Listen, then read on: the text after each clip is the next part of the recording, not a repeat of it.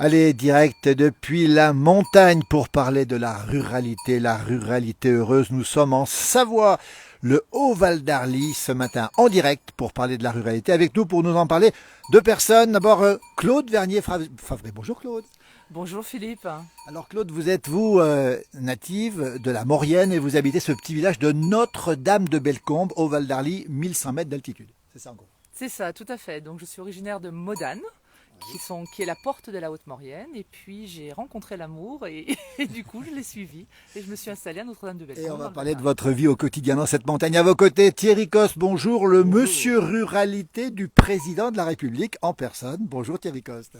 Bonjour. Alors je tiens à préciser, je suis le conseiller ruralité du président de la République depuis 6 ans. Donc d'ailleurs avant il n'était pas président de la République, mais c'est à titre personnel parce que la ruralité c'est ma passion et que j'ai toujours trouvé que les présidents de la République devaient fortement s'impliquer. D'ailleurs c'est une journée un peu particulière parce que c'est la dernière journée de campagne et tout le monde parle de ruralité aujourd'hui, que ça soit Marine Le Pen ou Emmanuel Macron. Emmanuel Macron est dans le Lot et sur la ruralité heureuse parce que je trouve que cet enjeu, c'est ce lieu de vie et ce lieu de travail, c'est un endroit génial. Moi, c'est ma passion. Et d'ailleurs, comme j'adore les deux Paris, c'est la place du village. Je viens toujours ici. Vous m'avez déjà vu.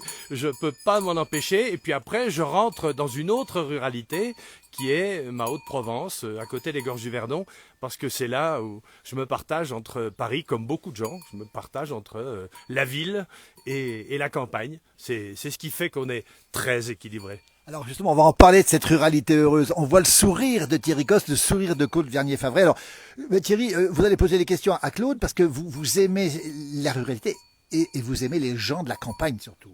Mais bien sûr, moi j'adore ça et je trouve que c'est pour ça que je me suis investi auprès des hommes politiques parce que j'ai toujours trouvé qu'on méprisait un peu ce côté-là. Alors beaucoup de gens sont focalisés par les villes, les banlieues et on a juste oublié que le territoire de la France c'est un territoire rural, agricole, forestier, naturel et c'est un tiers des gens qui habitent. C'est juste quand même, c'est énorme. Et ça a toujours été un peu le parent pauvre des politiques publiques. Alors que nous, on est souvent d'ailleurs heureux. On ne demande pas grand-chose. Enfin, on demande quand même qu'on nous foute la paix et que nous permette de vivre. Hein, et parce que la ruralité, c'est quand même un bonheur et plein de contraintes. Et On va qu'on le nous voir a avec, oubliés. justement, on va le voir avec Claude. Alors, le bonheur est plein de contraintes. On peut résumer ça. Vous êtes adjointe dans ce beau village de Notre-Dame-de-Bellecombe. Vous êtes en pleine campagne. On voit ici, on voit votre chèvre rove, on voit les poules, on voit le paysage, on voit tout ça. Claude, ruralité, Thierry Coste l'a dit, c'est des contraintes et puis aussi du bonheur, c'est les deux. Alors oui, tout à fait. On va commencer par le bonheur. Le bonheur, Oui. c'est-à-dire un cadre de vie. Commence par le bonheur, On Claude. va parce que- commencer par le bonheur. Donc c'est un cadre de vie, c'est une qualité de vie.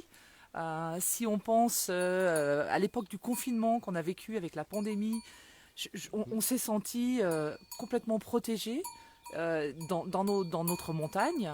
Et franchement, on n'a pas vécu, j'imagine que je n'ai pas vécu le confinement comme tous les citadins. Oui, c'est vrai. Le monde n'était pas le même quand même pour Non. les citadins, et on l'a vu d'ailleurs. Beaucoup de gens se sont déplacés et sont venus dans leur résidence, Tout à fait. etc.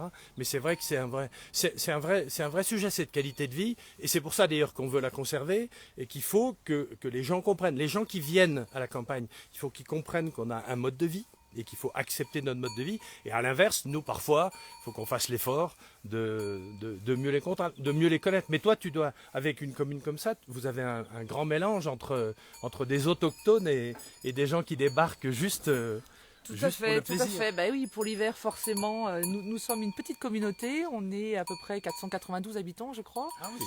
Et du coup, dès les vacances d'hiver, eh bien, les touristes affluent pour venir se ressourcer, tout simplement, et revenir peut-être aux choses essentielles de la vie, à l'essentiel de la vie, à découvrir qui on est vraiment à l'intérieur de ce territoire. Et donc, du coup, effectivement, on passe à 6000, 7000 habitants. Ah oui, ça fait quand même un choc. Ça nous fait un Oui. choc. Quand mais on est élu, ça doit pas être drôle nécessairement c'est pas facile à gérer. d'adapter la réalité. Surtout que les gens qui arrivent comme ça, ils veulent à peu près les mêmes services que ceux qu'ils ont dans leur ville. Pour les élus, ça doit être un peu chaud. Tout à fait. Mais malgré tout, je pense qu'ils sont heureux de trouver un cadre de vie différent, heureux de se rapprocher de la montagne, de découvrir, découvrir nos fromages, découvrir notre mode de vie. Et c'est vrai qu'il y a de réels échanges avec les touristes. Il y a pas mal de gens qui nous regardent tous les deux. Il y a Bruno Mollier-Cabu, que vous connaissez, qui nous regarde, qui est aussi au conseil municipal, c'est ça, à Notre-Dame-de-Bellecombe. Qui est adjoint au maire, tout à fait, Voilà. à Notre-Dame-de-Bellecombe. On rappelle où on est. On est avec Claude Vernier-Favret, ici dans ce beau village. Regardez le chalet magnifique ici de Claude Vernier-Favret à Notre-Dame-de-Bellecombe. On est en Savoie, dans les Alpes du Nord. On va saluer bientôt nos amis québécois qui vont se réveiller bientôt. Thierry Coste avec nous, le monsieur ruralité. Vous en parleriez des jours et des jours de la ruralité. Et la rencontre avec Claude vous plaît aussi. Moi, je la vis, la ruralité. J'ai beau conseiller le président de la République, j'ai beau être quelqu'un qui est obligé d'aller parler à Paris à des politiques ou à des journalistes de la ruralité. Moi, mon seul souci, c'est quand est-ce que je rentre chez moi. Quand est-ce qu'une réunion s'annule et que je peux sauter dans un train pour rentrer chez moi. Parce que moi, j'ai mon jardin. En ce moment, c'est un peu sec, donc je suis obligé d'arroser, d'avoir un goutte à goutte. Mais les gens n'arrivent pas d'ailleurs à comprendre. Parfois, ils pensent que moi, je fais de la ruralité une version totalement livresque. C'est un truc d'intello, mais pas du tout. On vous a vu, Thierry, on vous a vu sortir la chèvre tout à l'heure. Il y a les poules de Claude qui sont là derrière. Il y a une autre chèvre ici. Et on vous a vu tout à l'heure, alors c'est drôle, parce que Claude a été impressionné. Vous avez vu le conseiller du président de la République qui s'occupait des chèvres, de votre chèvre et de vos poules, Claude. Oui, mais ça il fait pas semblant. Bien sorti parce que c'était une chèvre, donc j'imagine qu'il va s'en sortir avec beaucoup de personnes. Quand on est capable de gérer une chèvre, je pense qu'on peut gérer quand même. Qui est un caractère fort. La chèvre est un caractère fort. Mais comme les montagnards et les montagnards sont des caractères forts. Mais c'est vrai. Mais j'ai cet avantage d'avoir été quand même. J'ai même un bac agricole et j'ai fait 10 ans agriculteur dans le Jura parce que je suis un montagnard aussi. Enfin, pas des montagnes comme ça, hein, des montagnes plus accessibles, mais je m'entraîne maintenant aux montagnes qui sont sérieuses, des vraies, celles de la Savoie et de la Haute-Savoie, hein, parce que on a franchi la frontière tout à l'heure, à 5 km, et on a vu quand même, j'ai fait la différence entre la Savoie et la Haute-Savoie. Mais c'est vrai que c'est un vrai sujet, cette ruralité. Je pense que au cœur de la présidentielle, on n'en a pas trop parlé, on en parle un peu à la fin, mais c'est un vrai enjeu pour demain, parce que les gens, et on a vu le Covid, tu l'as vu, tu l'as vécu, les gens ont besoin de la nature, ont besoin de la campagne. Et c'est ça qu'il faut retrouver. On rappelle où on est à Notre-Dame-de-Bellecombe, on discute de la ruralité heureuse, on va en reparler. Bonjour des Hautes-Vosges, nous dit Francis, et puis il y a Bruno qui nous parle aussi des beaux villages, vous êtes dans un concours, on en parlera tout à l'heure. Simplement la ruralité heureuse, alors on va en dire deux mots. Tiens, il y a Henri qui nous dit, c'est vrai, on est bien dans nos petits villages, on ne vit pas comme les gens des grandes villes. Vous confirmez, Claude, ces propos d'Henri? Je confirme, je confirme. Vous pourriez vivre en ville ou pas, Claude? Non, pas du tout. Non. Oui. Je peux aller en ville pour la culture, parce qu'on parlait justement des contraintes. Et c'est vrai que l'accès à la culture, quand on habite au sommet d'une montagne, est un petit peu compliqué.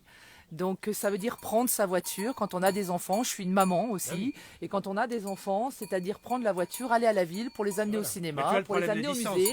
La ruralité, c'est ça aussi. C'est ces sujets des licences. C'est pour ça que les gens sont en colère avec l'énergie, avec le prix de l'essence, etc. Parce que on est truffé de contraintes de distance. Quand tu prends tout le temps ta voiture. Je prends ma voiture en permanence. Ouais. Alors pour aller me ressourcer, j'ai pas besoin de voiture. Il suffit que ça. je sorte, que j'aille dans la forêt. Là en ce moment, c'est les pissenlits qui sortent, donc on va aller chercher les pissenlits. Mais en revanche, et pour tu travailles aller, loin d'ici et je travaille. Alors, je suis enseignante. Donc j'ai travaillé pendant une quinzaine d'années à Megève, qui est à 10 km sur la Haute-Savoie. Savoie-Haute-Savoie, c'est pareil, c'est le même territoire. Voilà. Donc, pourtant, on m'avait expliqué qu'il fallait un faire des fait, différences, mais mais c'est pas vrai. Je me suis fait avoir, alors c'était encore une rumeur. Voilà. Non, mais les montagnards sont quand même très doués dans les rumeurs. Hein.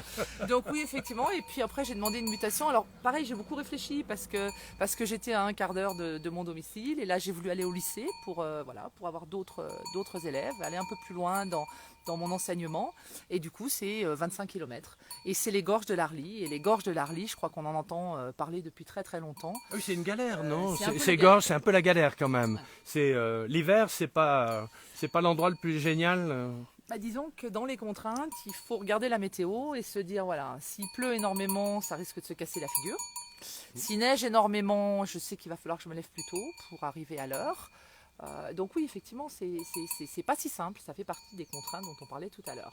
Alors Brigitte, le bonjour des monts du Forez, dans le massif central que vous connaissez, la ruralité parle à la ruralité.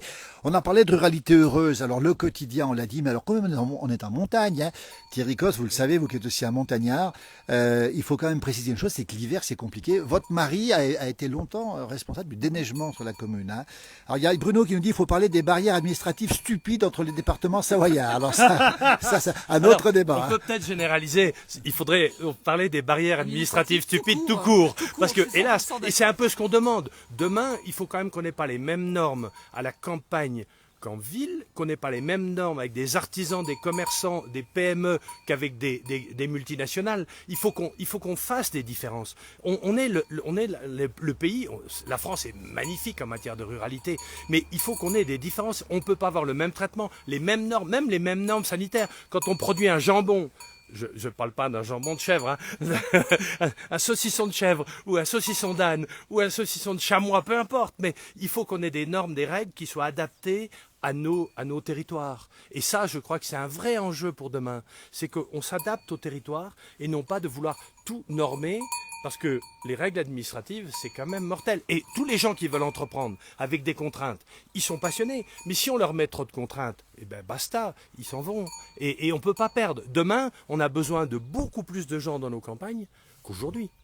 Et c'est très important, je crois. Voilà, qui dit ça vous rassure, Claude, d'entendre ce discours en se disant que la campagne, finalement, c'est peut-être aussi une solution, la ruralité, aux problèmes tout court du pays. Ça peut être ça, finalement. Oui, oui, je suis 100% d'accord avec ce que vous dites. Il y a le bon sens, en fait.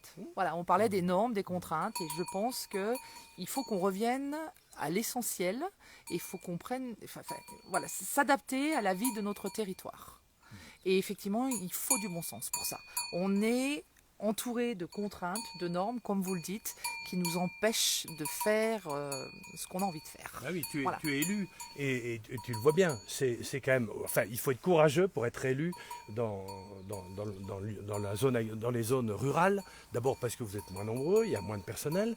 Et dans une grande ville, à la limite, c'est plus compliqué parfois de gérer une commune de 400 habitants où il y a 6 000 habitants l'hiver qu'une commune de 40 000 habitants. Parce qu'il y a un service, il y a du personnel, il y a tout ça. Vous êtes voilà. au front. Vous êtes tout le temps au front. Exactement. On a exactement les mêmes contraintes que les autres communes. Il faut qu'on fasse tourner nos écoles, il faut qu'on garde notre périscolaire, mais on n'a pas du tout le personnel qu'il faut pour encadrer. Là, on galère pour recruter du monde. C'est pas si simple que ça. Moi, je me suis battue pour conserver 2 professeurs à l'école du village parce que nos effectifs sont en chute. Bon, ça, c'est une autre problématique par rapport aux permanents hein, et aux loyers qui sont élevés, au terrain, au prix du terrain, à l'immobilier qui est relativement cher. Mais effectivement, on nous a supprimé une classe. Je me suis retrouvée avec une classe unique.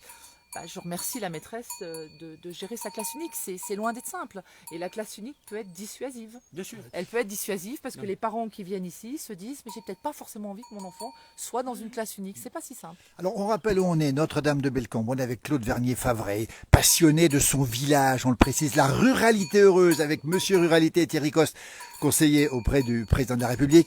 On a aussi la chef qui s'appelle Praline ici. Et Christelle nous dit, il faut que les gens de la ville, quand ils viennent habiter à la campagne, s'habituent finalement au bruit. Regardez le petit chat qui est derrière, je vais le montrer quand même. Comment il s'appelle, Claude, ce petit Scott, chat c'est Scott. Il faut que les gens de la ville s'adaptent à la campagne. Il faut qu'ils acceptent les cloches, il faut qu'ils acceptent le coq, etc. Il y a eu des conflits d'usage ici entre les ruraux et les néo-ruraux, non? Écoutez, non, moi j'ai pas trop entendu parler de ça. Le problème du coq là qui dérange le matin ou des cloches, je vois pas ça au village. Et ces cloches elles sont très très rassurantes parce que elles nous racontent beaucoup de choses sur la vie du village. On est au courant des mariages, on est au courant des décès, forcément. Et j'ai pas de retour là-dessus. Et les cloches des vaches Mais c'est vrai qu'il y en a quand même. J'imagine. Le vrai sujet, il est qu'il faut que chacun fasse un effort. Et je crois que c'est ça aussi qu'il faut comprendre. C'est qu'on doit, nous quand on accueille des gens, il faut certes qu'on fasse des efforts parce que quand on n'est pas de la campagne, il y a plein de règles qu'on maîtrise pas bien, donc il faut les faire comprendre, et on peut pas avoir les mêmes services que quand on arrive au cœur de la ville. Et c'est normal, si la poste n'est pas toujours ouverte au même endroit, ou si on a un guichet unique dans le bistrot qui est ouvert complètement, c'est mieux que la poste dans ces cas-là, donc il faut savoir s'adapter. Et parfois les gens de la ville, quand ils arrivent, veulent pas s'adapter. Et nous, il faut qu'on soit aussi capable de leur expliquer le mode d'emploi et comment ça se passe. Donc il y a un effort à faire des deux côtés, mais moi je suis convaincu qu'il y en a beaucoup plus. Il y a beaucoup plus d'efforts à faire pour les gens de la ville qui viennent à la campagne. Voilà qui est dit. On regarde votre chat, Claude, et la chèvre qui est ici. Une forme d'harmonie, regardez, entre les animaux. On voit le chat, on voit la chèvre ici, qui sont ici. Et on a parlé tout à l'heure, Claude, de votre mari qui fait le déneigement. Alors, pendant longtemps, il a déneigé le village. On est dans une ruralité montagnarde. C'est encore plus compliqué qu'ailleurs, parce qu'ici, dans une tempête de neige, le bus de transport scolaire, il n'est pas évident. Le déplacement n'est pas évident. Comment on fait, comment on vit ce quotidien de la ruralité montagnarde, Claude? Alors déjà, il faut anticiper. Il faut anticiper, c'est-à-dire... La météo est très regarder importante. La météo est très importante. Donc forcément, mon mari a déneigé pendant 25 ans à la commune. Et vivre avec quelqu'un il partait à 3h30 le matin. Mais enfin, malgré tout, il dort pas tranquille. Voilà. Il dort pas tranquille parce que il est important de déneiger les routes pour qu'on puisse tous avoir accès aux lieux principaux, c'est-à-dire que l'école doit être disponible. Et puis, oui, effectivement, c'est une sacrée responsabilité. Les journées sont longues. C'est un travail qui est très prenant, qui est usant d'ailleurs. Hein. Là, pour l'instant, il s'est mis en disponibilité pour découvrir autre chose, mais c'est usant. Aujourd'hui, qu'est-ce qu'il fait? Je crois qu'il fait quelque chose d'intéressant. Alors aujourd'hui, il est redevenu saisonnier en fait. Il avait commencé saisonnier, il est redevenu saisonnier. Il travaille aux pistes, aux remontées mécaniques, aux saisies. Donc il y est à cette heure-ci. Je crois que c'est le dernier jour d'ouverture, si je ne me trompe pas. Et il a repris la scierie de son papa. Ah d'accord. Mais ici, voilà, ça aussi. On a une forêt extraordinaire dans ce pays et on n'exploite pas bien notre forêt. En matière de ruralité, c'est un peu comme l'agriculture. On a un potentiel extraordinaire qu'il faut qu'on arrive à développer. Et pour ça, quand on est truffé de normes et de contraintes, on préfère envoyer le bois en Chine et importer les meubles. Ce qui est quand même le plus débile qui soit en matière d'écologie, parce qu'on est aussi un territoire où l'écologie, elle est quotidienne. On est très écolo quand on vit dans nos univers, parce qu'on fait gaffe et on a envie que ça continue. On a envie que nos forêts continuent à se développer. C'est pour ça qu'il faut les couper, mais c'est aussi pour ça qu'il faut fabriquer les meubles, fabriquer le bois, fabriquer les chalets avec du bois d'ici et pas du bois importé. Vous confirmez, Claude, les propos de Thierry Coste sur cette écologie, on va dire, positive que vous vivez au quotidien finalement? Oui, je suis 100% d'accord. Je suis 100% d'accord. En parlant d'écologie, justement, on est en train de mettre en place en ce moment le nettoyage des pistes.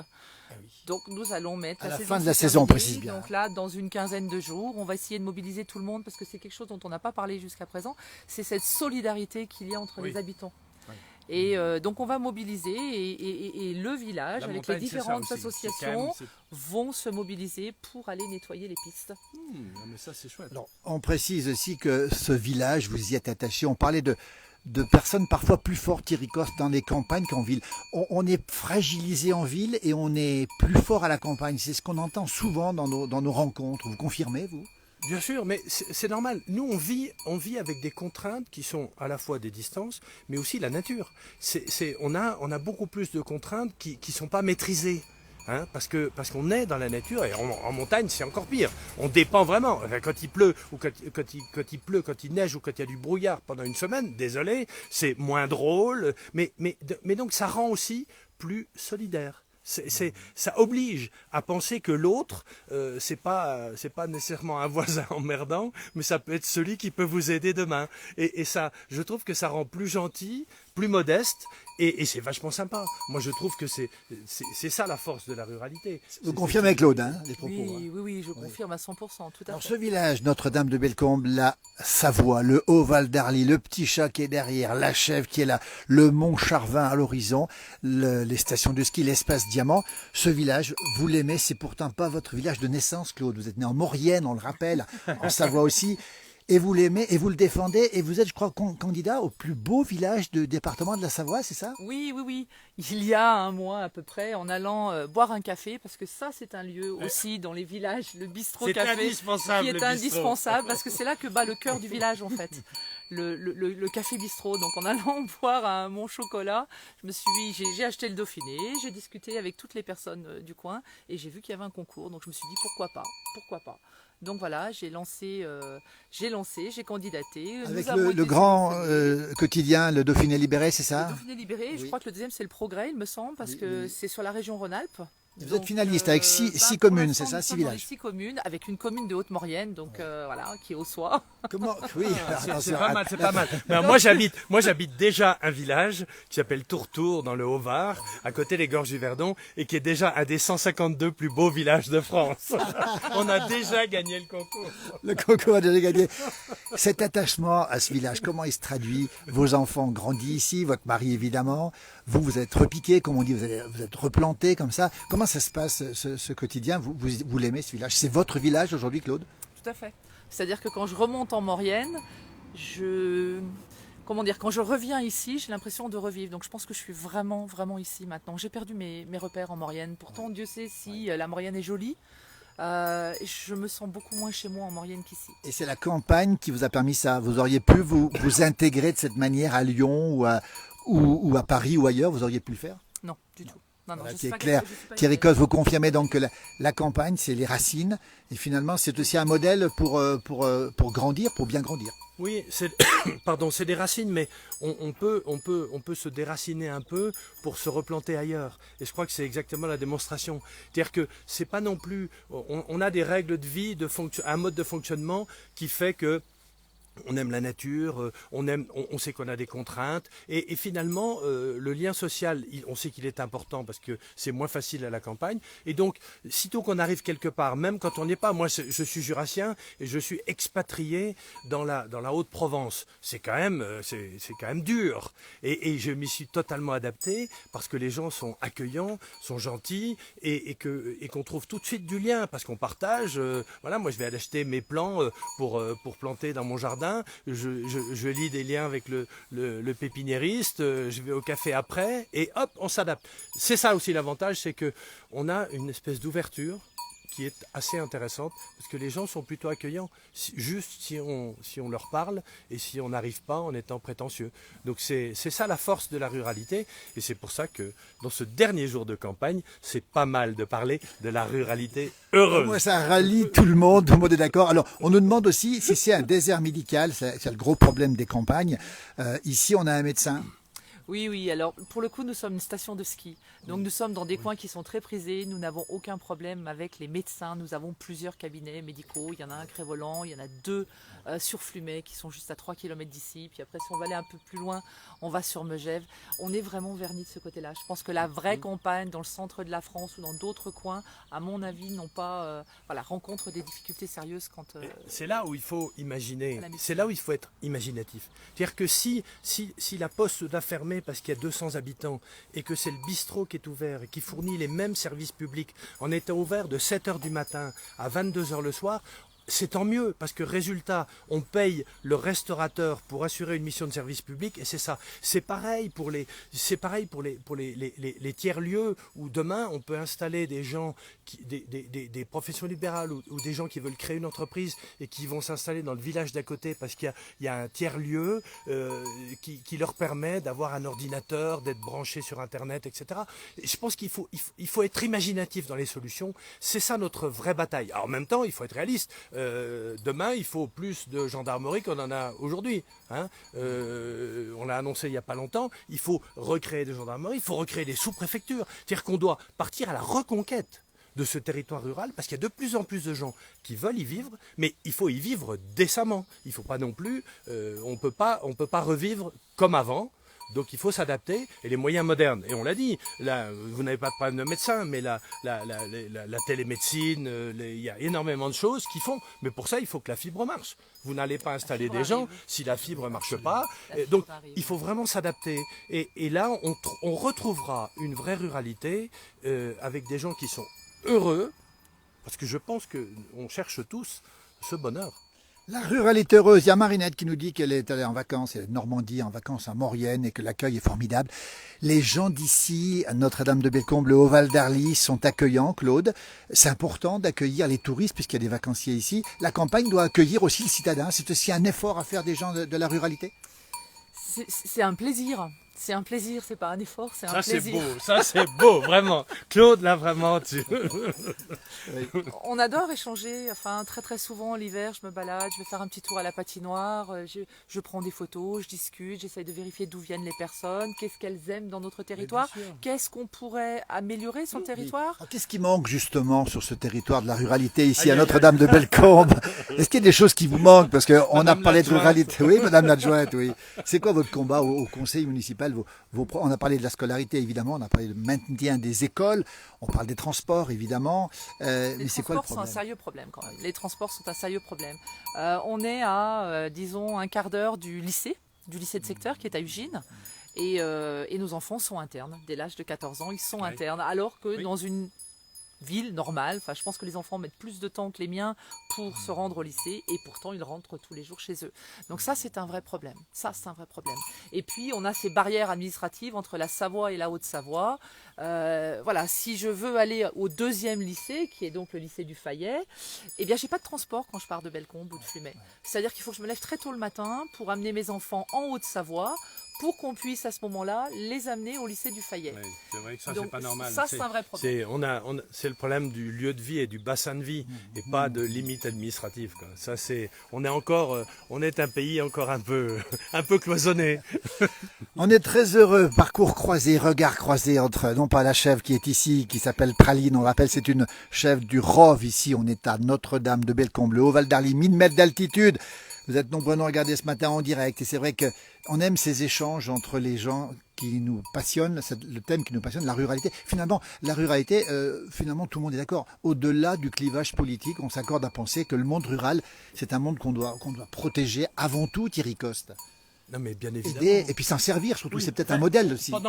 Faut être honnête, pendant longtemps, la ruralité, ça a été quand même le parent pauvre des politiques publiques en disant on préfère la banlieue, on préfère mettre des milliards sur la banlieue, etc.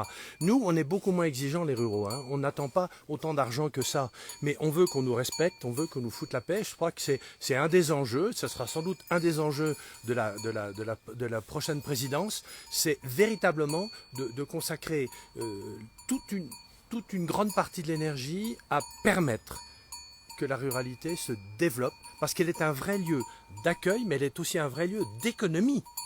Il y a une vraie économie, et puis les gens sont heureux. On fait tous du sport, on adore tous la nature, on va tous se balader, on va chasser, on va pêcher. C'est un autre monde, et ça rend les gens, et on est, nous, beaucoup plus équilibrés. Voilà qui est dit, on voit le sourire de Claude. On va terminer ce direct parce qu'on y passerait la journée. Claude Vernier-Favret, adjointe ici à Notre-Dame-de-Bellecombe, quel message vous pourriez faire passer au président de la République ou à la future présidente? Parce qu'on n'est pas encore en direct, on est à 2 jours du... Je ne porterai pas de jugement parce que moi je pense savoir qui va gagner, mais quand même, le message doit être plus global. Il est qu'il faut respecter nos territoires. On a un potentiel extraordinaire et c'est un lieu de vie. Faut pas se tromper. C'est pas un musée. Et moi, ce que je déteste, j'ai toujours détesté, quand j'étais agriculteur ou quand je suis aujourd'hui conseiller, je déteste qu'on pense que nous sommes un musée. Nous sommes un lieu de dynamisme, de vie, de culture et de partage. C'est la vie, nous dit Monique. Après, on nous parlera de loup. Mais Claude, quel message vous pourriez dire à ceux qui nous dirigent aujourd'hui? Monsieur Macron ou que ce soit Madame Le Pen, venez nous voir. Venez rencontrer les gens du terrain, essayez d'avoir du bon sens, peut-être un peu plus de bon sens. Voilà, de voir ce que c'est que vivre ici à la montagne et nous faciliter un petit peu la vie. On parlait de normes tout à l'heure et de contraintes, franchement c'est pas cool. On a l'impression que ces personnes vivent dans un autre monde. Donc voilà, ça serait bien qu'elles viennent. Voir comment on vit et voir que c'est pas si simple que ça finalement de vivre à la montagne. Alors moi j'ai un témoignage, hein. Il est juste en direct, hein. C'est pratique, c'est qu'effectivement Emmanuel Macron est dans le Lot, il est dans la ruralité profonde parce qu'il adore ça, parce que c'est un provincial, faut pas se tromper. Il a décrit comme un urbain, mais c'est un c'est un Picard. Et quand on est Picard, on est passionné. Et surtout, c'est un passionné de montagne, parce que sa grand-mère est des Hautes-Pyrénées. Et il a toujours été faire de la rando et de la pêche en montagne. Et ça, je crois que c'est vrai. Il faut que nos hommes politiques, et parfois ils ont été extrêmement urbains quand ils étaient à la tête de l'État, voient les choses. Et c'est pour ça d'ailleurs, il a failli aller dans les vallées des Pyrénées, mais c'était un peu compliqué pour le dernier jour de campagne.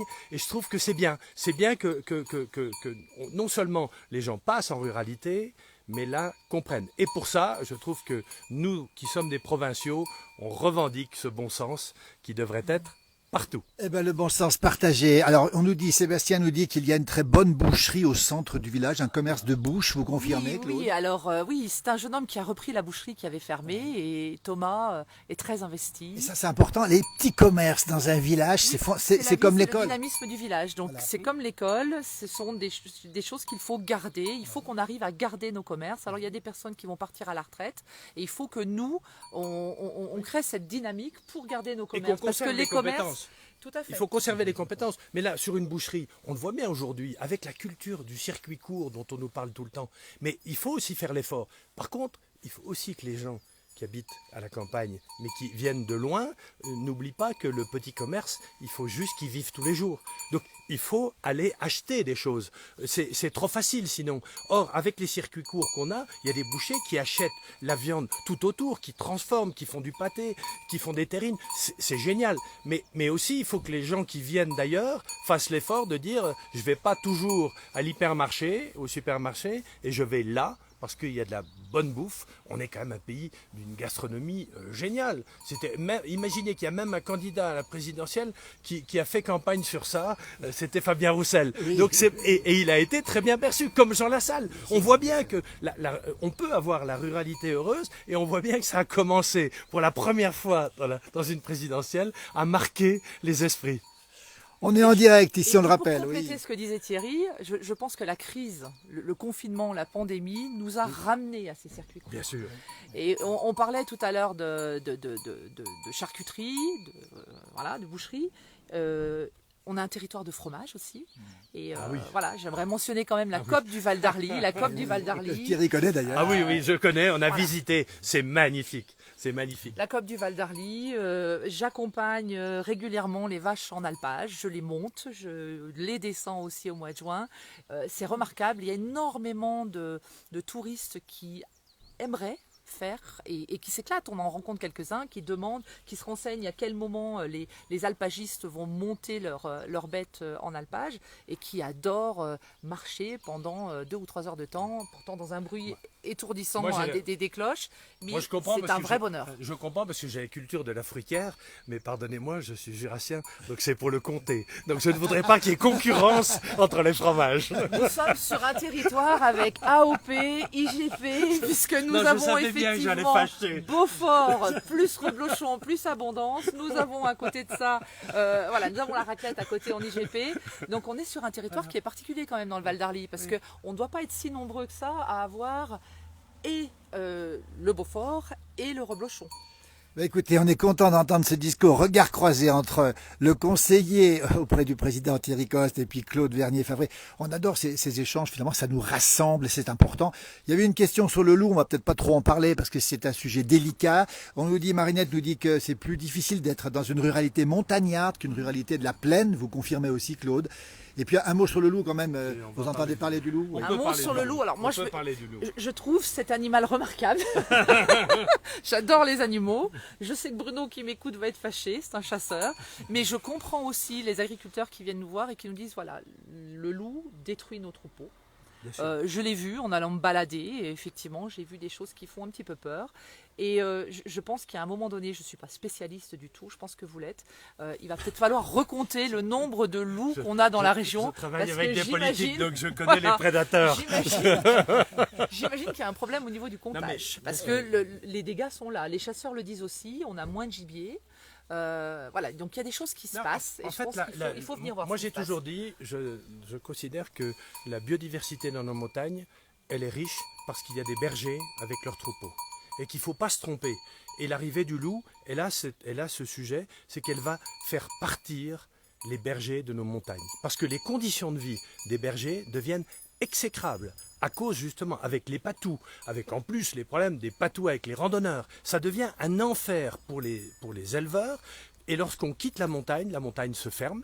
Il ne reste plus que le loup et le sanglier. C'est pas du tout la biodiversité. Aujourd'hui, vous allez dans les montagnes, dans les estives, enfin pas maintenant, mais un peu plus tard dans la saison, c'est extraordinaire. Vous avez des quantités d'insectes incroyables. Il y a beaucoup d'oiseaux, beaucoup de passereaux qui remontent de la plaine, qui remontent en montagne pour manger, tellement c'est abondant avec la flore, tout ça. Donc on a une vraie réalité. Et moi, je pense qu'il faut qu'il y ait moins de loups, il faut qu'on améliore les comptages parce qu'il y en a, je pense, beaucoup plus qu'on ne le dit. Il faut réduire la population de loups, ça permettra aux bergers de continuer à rester dans nos montagnes parce que c'est eux qui garantissent la biodiversité dans nos montagnes. C'est pas le loup. C'est un fantasme de croire que c'est le loup qui va améliorer la biodiversité. On va fermer les montagnes si on n'a plus nos bergers. Et moi, si j'ai le choix entre le loup et les bergers, j'ai toujours choisi les bergers. Écoutez, ce discours est un discours que Claude va forcément rassurant. Merci beaucoup. Alors il y a plein de gens qui nous disent, il y a Christelle qui nous dit qu'il faut que les politiques gardent les pieds sur terre. Et oui, ça c'est Thierry Coste, conseiller du président, qui pourrait faire savoir. Je partage à 100% et je fais ça, j'essaie de faire ça tout le temps. Moi je suis un ancien paysan et j'ai toujours les pieds sur terre et j'ai toujours autant de passion. Et c'est pour ça que j'essaie de la communiquer et que j'ai trouvé un terreau très favorable avec Emmanuel Macron. Mais j'ai essayé avec les autres. C'était pas toujours facile. Vous avez travaillé avec tous les présidents finalement. Oui, j'ai conseillé François Hollande, Nicolas Sarkozy et Jacques Chirac. Et je pense que j'ai pas toujours bien réussi, sinon la ruralité s'en porterait mieux qu'aujourd'hui. Donc je peux plaider avec un certain nombre d'échecs au sommet de l'État. Mais aujourd'hui, je pense qu'il y a une vraie prise de conscience et qu'on va avancer, et je l'espère, à marche forcée, pour que la ruralité soit forte. Gaspard nous dit qu'il faut faire remonter votre discours sur le loup à nos politiques, car ça devient très inquiétant. Je pense que le président futur ou la future présidente, vous partagez aussi. Alors il y a Marinette qui va vous mettre d'accord, parce que Marinette, elle aime beaucoup deux fromages. Rapprochez-vous un petit peu, la Maurienne d'un côté, la Savoie de l'autre, le Beaufort et le Comté. Vous voyez, ce sont deux fromages préférés. Nous voilà rassurés. Voilà. Et puis il y a aussi Sébastien qui nous demande combien d'agriculteurs à Bellecombe, mais on va peut-être arrêter rapidement parce que il est temps pour vous d'aller faire autre chose, je crois. J'aimerais quand même revenir. Alors, outre le nombre d'agriculteurs, nous avons encore des agriculteurs. J'en ai un juste derrière. Là, le camion est venu chercher le lait il y a une demi-heure. J'aimerais revenir quand même sur... Il faudrait que le président, le futur président, fasse confiance aux élus locaux. On est là, pour faire remonter. J'ai l'impression qu'il y a eu des progrès. Remonter la parole. Nous avons la chance d'avoir un député de la deuxième circonscription qui est quelqu'un qui s'appelle Vincent Rolland d'ailleurs, et qui est quelqu'un qui est très proche de son territoire, qui est très à l'écoute, qui vient régulièrement quand on l'appelle. On l'a vu il n'y a pas si longtemps que ça pour parler de nos projets, parce qu'effectivement l'argent c'est le nerf de la guerre et on a des projets pour améliorer la vie de tous, pour que les gens viennent. Ces projets doivent être accompagnés. Donc il faut aussi que le président, ses ministres, fassent confiance à ces gens-là, parce que ces gens-là connaissent leur territoire et ces gens-là nous aident énormément. Donc il faut les écouter, il faut vraiment penser à les écouter. Bien sûr, et c'est vrai, c'est d'autant plus vrai que c'est complexe de monter des projets en zone rurale parce que c'est plein de petits projets. C'est le médical, c'est le tourisme, c'est l'économie, c'est l'artisanat, c'est tout. Et les élus ne peuvent pas être compétents sur tout et il faut aider ça. Et je pense que c'est vraiment la stratégie d'accompagnement qu'on doit avoir. C'est sans doute ce que va annoncer le président de la République, qui est toujours en exercice aujourd'hui, parce que il y a un vrai enjeu d'accompagnement et les élus sont essentiels. Et ça, je crois que c'est très clair. Il y aura entre l'écologie et l'économie, il faut qu'il y ait les territoires. Et les territoires, c'est d'abord et avant tout des élus. Des femmes et des hommes qui s'investissent à fond parce que vous vous défoncez pour vos territoires et entre guillemets c'est pas une affaire d'argent pour vos rémunérations parce que souvent c'est ridicule mais c'est la passion et on est tous des passionnés de nos territoires et donc on veut encore plus être respectés et donc encore plus être écoutés parce qu'on vraiment on défend nos territoires et on défend les gens qui y vivent, qui y travaillent et même les gens qui y viennent juste pour le loisir. Merci beaucoup. Il y a d'autres questions aussi sur la simplification administrative. Un bonjour du Sud, nous dit Marie-France, mais ça va toucher Thierry Coste qui vit une partie de son temps du côté du Var. Merci à tous les deux. La place du village, c'est un lieu d'échange justement pour parler de la ruralité. Et on aime ce terme de ruralité heureuse et on l'a prouvé ce matin. Et on aime ce discours aussi rassembleur au-delà, on va dire, des clivages politiques. Et on sait que c'est important. Même le conseiller du président le dira. Vous avez conseillé beaucoup d'hommes politiques, de droite comme de gauche. Oui. On doit se mettre d'accord sur cette thématique de la ruralité qui est importante aujourd'hui. Ah, c'est essentiel, c'est essentiel. Et entre guillemets, c'est pas, oui, peu importe l'origine qu'on a, ce qui compte, c'est que on permette aux gens. Moi, je dis toujours, le bon slogan, c'est vivre et travailler dans nos campagnes, et c'est l'avenir de notre pays. Marinette, tu auras le mot de la fin. Merci à vous d'expliquer la vie rurale. Beaucoup ne la connaissent pas. Bon, on espère avoir contribué ce matin avec cet échange très intéressant entre Claude Vernier-Favret ici, qui habite à Notre-Dame-de-Bellecombe, dans ce beau village de montagne. Venez au ski, l'espace Diamant, ici, 1000 mètres d'altitude. Et Thierry Coste, qui lui maîtrise évidemment tous ces sujets. Merci à vous deux pour cet échange sympathique, décontracté, et puis surtout plein d'explications. Merci à tous les deux. Merci infiniment. Merci, au revoir.